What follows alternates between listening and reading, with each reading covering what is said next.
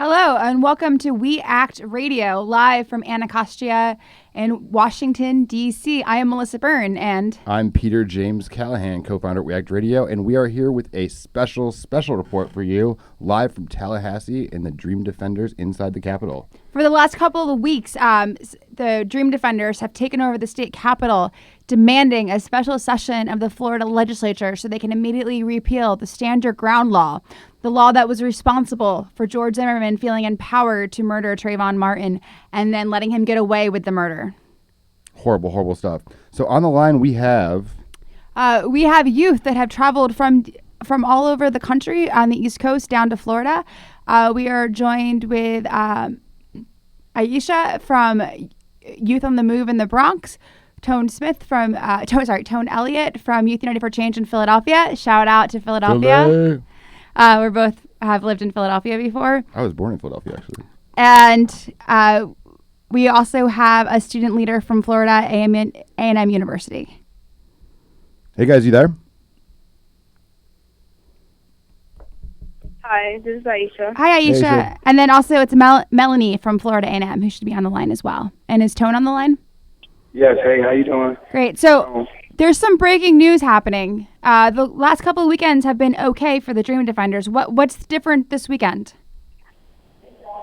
I'll speak on that. This is Melanie. I'm a Dream Defender from Tallahassee, Florida. Basically, this weekend we've had over 100 people. Like you said before, we had a couple buses come down from Philly, New York, D.C., Baltimore, and so we've had over 100 people staying here last night. And basically every day since we've been here, every night we've had the police officers confine us to a smaller and smaller space. Yesterday there was over 100 of us, and they decided today that they're not going to allow food to be brought into the Capitol. So they told us, we can leave at any time that we want to if we really want to go eat, but we can only have the food that we have with us right now. And so we have bread, we have bananas, we have fruits, and other small snacks until Monday morning.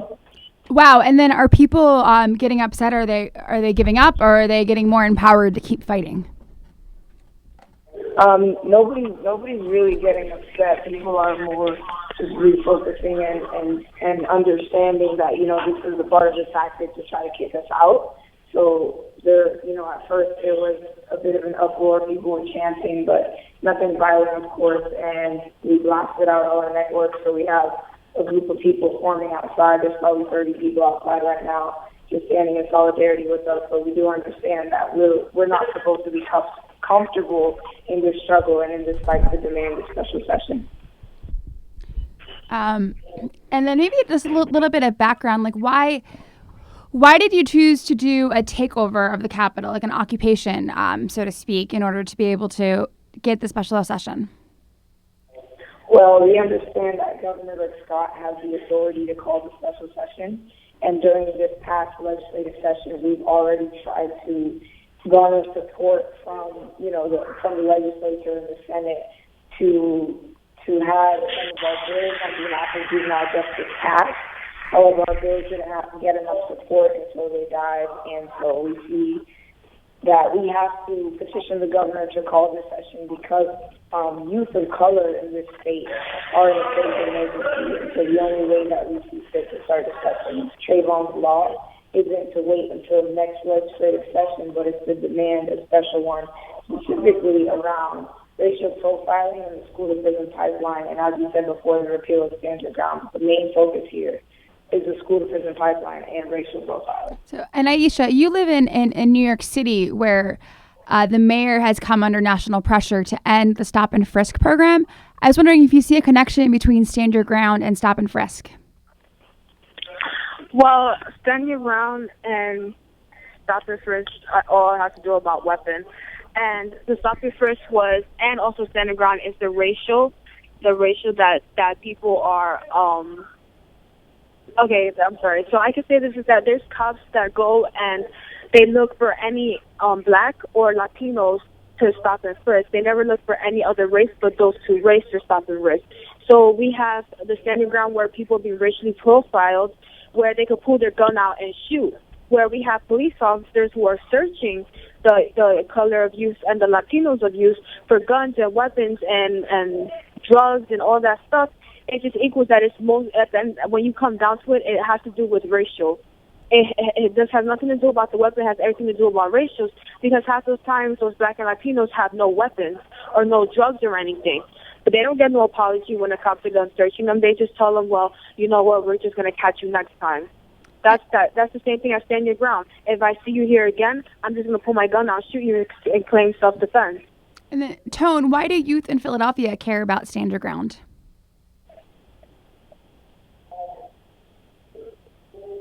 Hello, sorry, say that again. Why do youth in Philadelphia care about stand your ground and ending that law? Because for one, we in a city of people should.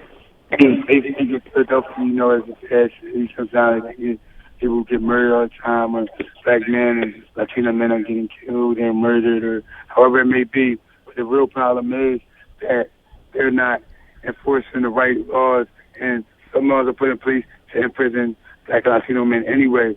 It's like stop and frisk. It's like stop and frisk. It's basically telling me that if he looks a certain way, I can just stop him. Or why? Because I have a hoodie on, you have to stop me. Why? Maybe I was cold. It's a reason I have this hoodie on. There's no reason for you to stop me. So it's real. It's a stand your ground to be not put out so we can have no more Trayvon Martin. You don't need any more Trayvon Martin. I could have been Trayvon Martin. My little cousin could have been Trayvon Martin. My older cousins could have been Trayvon Martin. Anything can happen. And we don't want that to happen against Philadelphia. That's Dream Defenders 100%. So one thing that's great about the Dream Defenders is that it's a black and brown led coalition. Have you found support from white allies in Florida? And if not, what would you say to people from the people that are white to step up and to also fight to end stand your ground? Yes, this is Melanie. Actually, like you said before, in our, what we call ourselves are an organization of youth directed by black and brown youth. So it's not that we're exclusive only to black and brown people. However, our leaders are all people of color, and we do have white people in each of our chapters across the state of Florida. We have chapters in Tallahassee, Gainesville, Jacksonville, Boca Raton, Orlando, Tampa, and Miami, Florida. So we do have white participants. But of course, they're the minority in our group. It is hard to find white Southerners who agree with our standpoint at this point. Have you?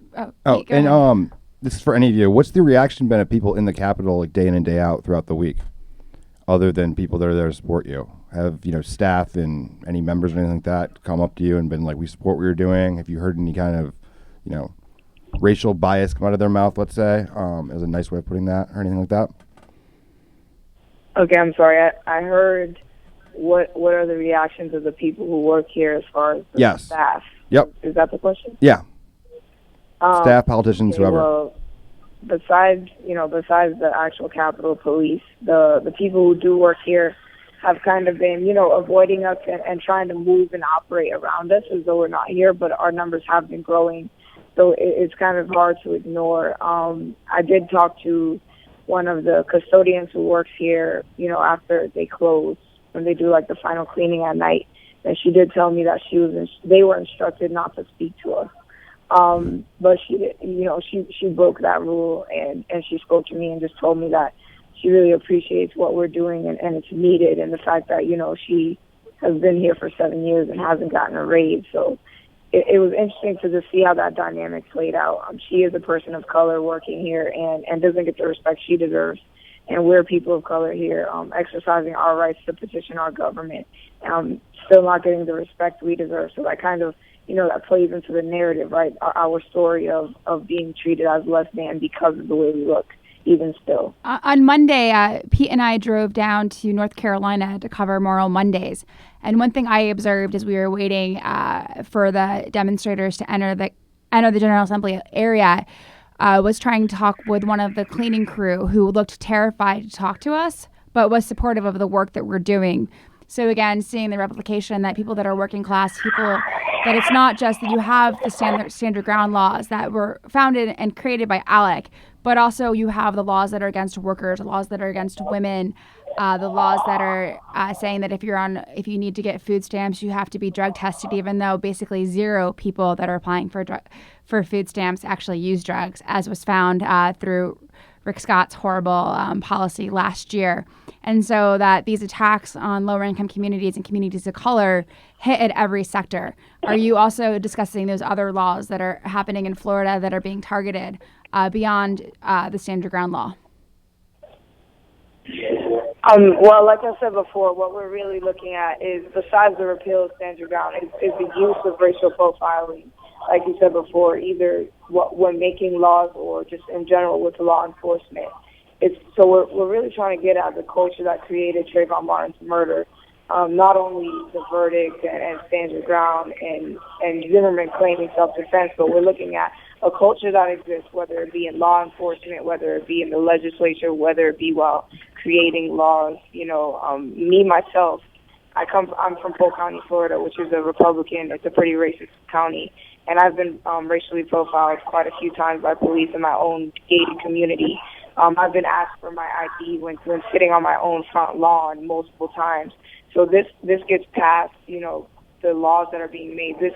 We want to bring this conversation up to start talking about the culture that's creating situations like Trayvon Martin's death. So when we talk about the school to prison pipeline, we're talking about a set of policies and laws that are forcing young people who predominantly just happen to be black and brown and even white people who are poor out of schools and into jail. So we're looking at, the systemic issue of criminalizing young people, pushing them away from school into jails, making them think they're criminals so they can act in a criminal way, and then, have people like George Zimmerman be able to shoot and kill someone and then get off scot-free a year later. So what we're really looking at here is the environment that created this murder in the first place. Melanie, can you walk us through a day in the Capitol? So what is the routine like? So starting from what time do you wake up in the morning and go through the whole day of what the structure of activities, how you communicate, what the structure is like? Anything else, Pete? Yeah, I think that's a great question. Yeah, sure. Well, we wake up at 5:45 in the morning, Monday through Friday. And, we pack everything up, and we're able to use the Democratic office upstairs on the third floor as our storage space. So we bring everything upstairs. The doors open at 7 p.m. So we have, that time to get ready as far as using the restroom and brushing our teeth and everything. And then after 7, the doors are open. Some people take a break, go outside. People who are from here are able to leave and take showers. Some people can also go down the street. There's 2 churches who have opened up their churches to us to be able to shower and wash our clothes. Around 9 a.m., we come back inside, and by this time, more people are coming up either from the city of Tallahassee or near cities like Gainesville and Jacksonville. They've been driving back and forth almost every day now for the past 12 days. And so we'll have, a group of people coming to the Capitol, and then we prepare to walk in at 10 a.m. and walk into Governor Scott's office and ask for a meeting with him once again. And then, we're usually told by the secretary that he's not in. So we say, okay, we'll wait. And then we basically utilize his office space to do a number of things. We get to know everybody who's around us, know our stories, what it is that we're doing here, to have trainings as far as the organizing that we do. So we've been doing outreach. We have a team on communications. So we've been doing different trainings. And it's not only Dream Defenders that are here. So we have like a youth group from Miami who's been here with us since the beginning, Power You. So they've been able to lead us on trainings in restorative justice, which is what, which is a remedy to the school to prison pipeline, and it's something that we hope to utilize across the state. That people have found successful and have won battles in different states, like Colorado being one of the examples. So there's a different number of things we do. A lot of people think we're in here protesting stand your ground or just, the verdict in general, but we have a very strategic map and outline of what it is we're trying to accomplish. And so every day we've actually been making progress. And so day 3, we got to actually meet with Rick Scott. Day 7, he sent in the secretary to the DJJ. And, since then we've had national and international media, so we've been able to garner more support, raise more funds, and we've been able to offer funds to people throughout the state to drive up here and get gas reimbursements and just purchase whatever it is that we need. We have people signing our petitions, so we're constantly doing work. We're not just in here for no reason. That's great. So it's not only is it a protest and a very visible protest, which has gotten a ton of support outside of Florida, but you're also kind of using it as an organizing boot camp for the kids that are there, which is amazing, like phenomenal stuff. And if I understand this correctly, you're kind of using the waiting area outside of Rick Scott's office to do teach-ins, which is very, very cool. And so when you met with him on day 3, what was his reaction like? Well, I was actually one of the people in that meeting. There were 7 of us. You could tell that he's a person of privilege, a white person of privilege, first of all, because he brought up Stand Your Ground. After we all told our stories and why it is we need this special session, he said, I agree with Stand Your Ground. We already had the task force convened last year, and they found nothing wrong with it, so we're keeping it in the books. And I support their decision to keep it in the books. And as far as racial profiling, the only idea I have that you all can do about it is pray. So now we have, the governor of our state, a privileged white man, telling us that all we can do about racial profiling is pray. But then you have people like Trayvon Martin and Jordan Davis who were killed for no reason. And it's taken over a year for both of their killers to even go to trial. So even though, we all went into the Trayvon, the George Zimmerman trial with the mindset of, okay, this is really obvious. He's obviously going to get convicted of something. He walked scot-free. And so I wouldn't be surprised if the same thing happens to Michael Dunn, which is Jordan Davis's killer, even though it seems as though it's so obvious. He made it clear that he doesn't want to call the session that we're demanding, and that he said, I don't believe in racial profiling. The people who work here don't believe in racial profiling. But then he said that all we can do is pray about it, and said that he can announce this Sunday, meaning last Sunday, to be the statewide day of unity and prayer. But he only said that in our meeting. He didn't announce it anywhere else. And furthermore, we don't need a day of prayer. Like, we don't need to be told to pray. We all understand that faith without works is dead, and so we're tired of being told to pray and being told to sit around and wait. Racial profiling is this, and people, young, innocent black lives are being lost because of it. So we're in a state of emergency, and that's why we're demanding this session. We're not leaving until we get it. So a lot of people think that because we met with him, because we met with the head of the DJJ, that we're going to be done and we've gotten what we wanted. But we want a special session, and no matter how many times Governor Scott comes to sit and talk to us, if he doesn't convene that session, we're not leaving. Tone, how did you become an activist? What made you get on the bus to go down to Florida? Well, Trayvon Martin was really the first sort of thing that, politicized me. But my, like I said before, I'm from Polk County, Republican place. We don't even have juvenile detention there anymore. They actually house minors in an adult jail. That's horrible. Last summer, it was about a year ago actually. My younger brother, who is 20 now, he was 19 at the time. He was arrested for paraphernalia. That was really the last straw, because my mom, she agreed with the police, even though they told her she could go pick him up the same night. She was like, you know what, I'm going to let him learn his lesson. And like I said, he was arrested for paraphernalia. So my mom just listened to what the cops told her, and she said that he was high, and, she looked into his eyes and he looked like a crackhead. So she felt like he had to be arrested and he had to be, jailed for the 3 nights that he was in jail. And that just like struck a chord with me, and it made me be able to connect, my brother's arrest with Trayvon Martin's murder, for the simple fact that so many people look at the culture that my brother's a part of, look at, not even just his skin tone, not even just like the texture of his hair, but the overall culture, the way he presents himself. A lot of people look through Trayvon's Facebook and Instagram and Twitter as a 17-year-old boy and say the things that he was doing was going to lead him nowhere anyway, so it doesn't matter, right? So they attacked his character. So that, that put my personal drive, that like made me realize my personal drive and what it is that I should be doing with two younger brothers who are growing up in Central Florida, which is where Trayvon was murdered. That's when I realized, I can't wait for that to be my brother. There's so many people criminalizing my brothers and thinking that they're not going to amount to anything when they're literally smarter than me, and I go to a university. So just because the police are telling my mom constantly that, her sons aren't worth anything doesn't mean that they're not. And so I just realized, it's important for Black and brown people in Florida, not even to be activists, but just to realize, what it is that's going on around us and the politics and the law that we can take part in, that we have the right to take part in, and we should take full advantage of that and try to ensure that this state changes for the better. Last week, we had Jasiri X on our show Pivot Point with Maya Rockymore, and he brought up this really sad but interesting fact that cops, when they look at pictures or they see Black youth on the street, they see them as older than their age. And so a 15-year-old Black boy is expected to act like a 20 or 22-year-old white adult, and they don't get the same leeway, and then they get criminalized faster.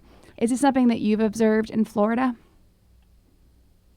I mean, definitely. We could see that in Trayvon's case alone because of the fact that, you had like two different sides of the argument. You had people who were saying he was 17, he was a child, and then you had people who were saying he was 17, but, this is a Black youth, this is a Black young person. And so, this keeps pushing the idea that young Black boys are like these barbaric, these people who are always working out, these like hulking, scary figures, which is it's not realistic at all. So now we have like people saying that although this boy was 17, that he was beating up on a grown man as though he's 25 or older. And in all honesty, if somebody is following you, don't you have the right to protect yourself with your hands? I mean, people can argue all day that Zimmerman was defending himself, but right. But I mean, the way also, I no look one at it knows is the manner in which Zimmerman approached him. Right. Like, he was ordered by police not to follow him. Yeah. Yeah, he was supposed to stay in the car. Like, he wasn't supposed to be carrying a weapon. They also said, don't follow him. No, it was more than no Yeah. get out of the car. It was stop doing what you're doing right now. Yep. But he could get away with whatever he wanted to do. And unfortunately, His daddy's a judge, though. it's true. And power. That's the way power works. Aisha, what have you learned about the way power functions in society from doing this work? You guys there? I'm sorry, could you repeat yourself? Oh, I was wondering, Aisha, what have you learned about power? Both the power of white supremacy and perpetuating stand your ground laws, and also the power of organizing to stand up against these laws. Well, the power that I learned was basically speaking. When I speak my mind, when I speak how I feel, when I let other people know how I feel and how others feel, that power gives me the power to help others, but that also gives me the power to get other people to speak forward and speak up about the problems that they're having. So I believe that the most powerful thing you can have is your voice. And even if you don't have your voice, to be able to write something on a poster board and hold it up, that can be powerful because that's expressing how you feel. And That's then, awesome. Tone, what have you learned about power? I'm sorry. One thing I learned about power is that power is in the hands of people who abuse it, to me. Because mostly, sometimes when you have people that are in a lot of power, they abuse it, or either they put in place laws or even just rules and regulations that make sure that the people they don't want, where the people they want to be, they keep them there. They make sure they put laws in place to keep the low class low, keep the rich rich. Or, they don't, it's like they don't want somebody to succeed. But yet, they fill our head with dreams and try to keep it in. But then power could be good. But it depends on how you use your power. And right now, we got power in numbers and in unity. We're going to make sure that everything is going to be right. We're not stepping back. We're going to stand up and we're going to fight. So power in numbers is always good. And we got people standing outside with us. We're inside. People are standing outside right now. And it's really power in numbers right now. And then, Melanie, what did you think of both remarks by President Obama in the wake of Zimmerman's unjust acquittal? Well, it was personally, I feel it was really powerful because, the address that he gave last Friday about racial profiling and his experiences as a black man in America was actually the day after we met with Governor Scott, and we talked about our experiences as far as racial profiling and the school-to-prison pipeline, and had the governor tell us, racial profiling, all you can do is pray. And then we have, President Barack Obama giving a national address on that issue. However, I do feel like more has to be done. I think that speaking from your own experiences is very powerful, especially when you're the president of this country. But, at this point, we hear stories over and over. Trayvon Martin was highly publicized, but there are so many more young people who maybe they weren't even killed, but who are racially profiled and pay the price for that, whether it be through getting murdered or just being disenfranchised, becoming a second-class citizen because the policies in our school systems are too strict on students of color. All these different things need attention and need them now. So his addresses, they were something that needed to be said. They were something that needed to be said on a national and international level so people understand that racial profiling isn't just black people complaining, isn't just people crying about something, but it's a true experience that we deal with every day. However, we need action. We need someone to stand up and be a leader, and that's what we're giving Governor Scott the opportunity to do by demanding this special session. And so, also, just to clarify, you guys aren't even going to stay, saying you're going to stay there until they actually repeal the law. You just want the discussion, you want the debate, you want a special session of the legislature and an up or down vote, right? Yep, we're staying here until the session is convened. We're not staying here until Stand Your Ground is repealed. And then we're requesting the repeal of it in this session, but right. We're not opposed to talking about how we can reform it and change it. But again, we're going to stay until the session is called at the very least. So Rick Scott, who seemed pretty disingenuous when he met you, from my take at least, from what you've said, telling you guys to pray, calling for a national day of prayer and stuff, is also being pretty undemocratic. So this, he prides himself on the process, and he's a big guy for meeting with you, but he actually doesn't want to have this discussion, it seems like. Would you agree with that? I do agree with that. When we first went into the meeting, one of the Dream Defenders who was in there, he actually complimented Governor Scott on the boots he was wearing. And then Governor Scott pulled up his boots to show us what was on them. It had some flags on them.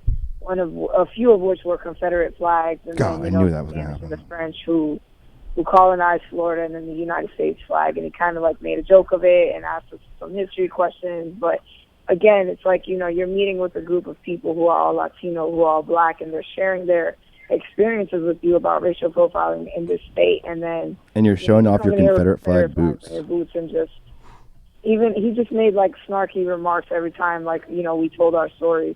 For example, I talked about the fact that my parents moved down here from Boston, and my mom literally came here because of the amount of jobs that were available. This is a huge tourist place, so my mom came here to work at Disney. And so it's whenever we brought up something, he would just shake his head and be like, oh yeah, I know Disney. Or, one of our people from Miami was I've lived in Miami. I was literally homeless for this amount of time. And Governor Scott literally said, oh, well, where in Miami? I know Miami by hospitals because, I'm in the hospital business. So it was kind of just he proved to us that he has no connection or no feeling as far as what we're saying because he has no idea what we're talking about. He's very privileged and unaware of what it is to be a young person of color in the state. And from what you're saying, also sounds like he's almost purposefully unengaged. It's he might be hearing what you're saying, but he's not actually listening to it, nor is he really listening to the needs of other Floridians. Melissa?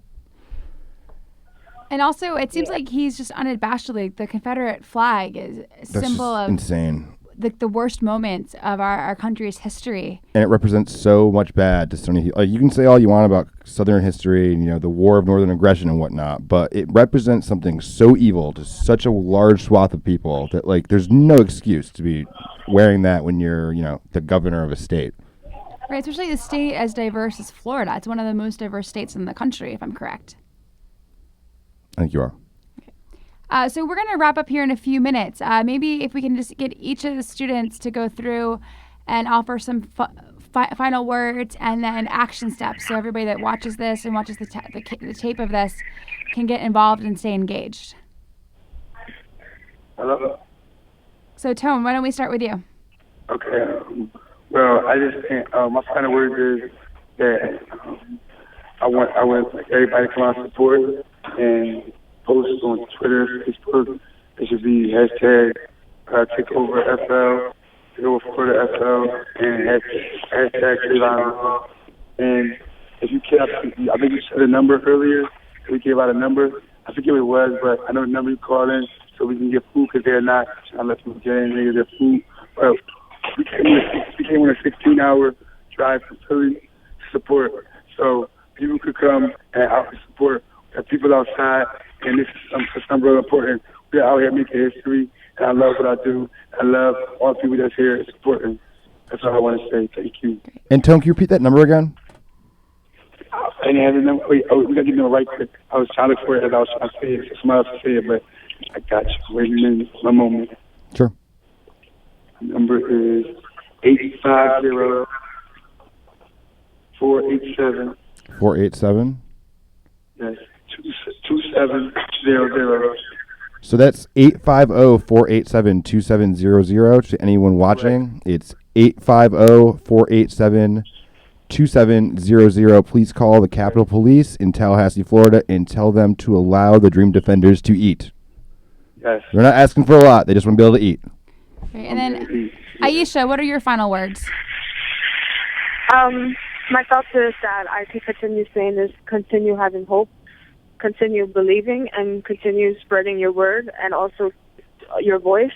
And also I would like to say the hashtags for number TakeOverFL and also the number that Tone gave you. So keep calling to let us know that we have, kids that are 10 years old and we have youth here and we have people here that are supporters that, to eat and stuff, that it's unfair that we're being punished to exercise the right that we have to protest, because it does say in big letters on top of the Capitol, we are the people. Yes, we are the people. We are the people who helped pay to make this Capitol. So we as people deserve to have a good meal.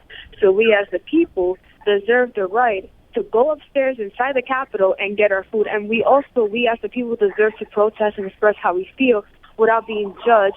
And like Melanie said, without being mocked by a governor who, is supposed to be supporting us, is over here mocking us. And I think that we deserve to have the right to have people support us, care for us, and not treat us like we're in inhumane situations, which is what we're going through right now. So that's what I have to say.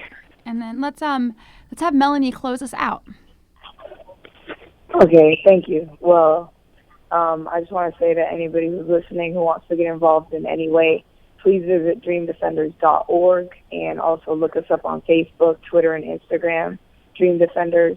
We have a wish list as far as what we need for support on our page, and we also have our link for our petition to demand that Governor Scott convene this session on our Facebook page. So please visit our Facebook page, Dream Defenders, or look up dreamdefenders.org. And again, everyone out there in YouTube land, the number is for Capitol Police is 850-487-2700, 850-487-2700. And to find out more about the Dream Defenders, you can visit them online at dreamdefenders.org. Great. And let's not forget to thank Youth United for Change from Philadelphia and Youth on the Move from the Bronx. Thank you all for joining us. As we close out, I'm going to make my phone call, and we're going to work on getting the Capitol open for food. For Melissa Byrne, Peter James Callahan, Dylan Gibson, and Rachel Calvert, and the whole We Act Radio team, we thank you guys very much. You're welcome. Thank you. Thank you.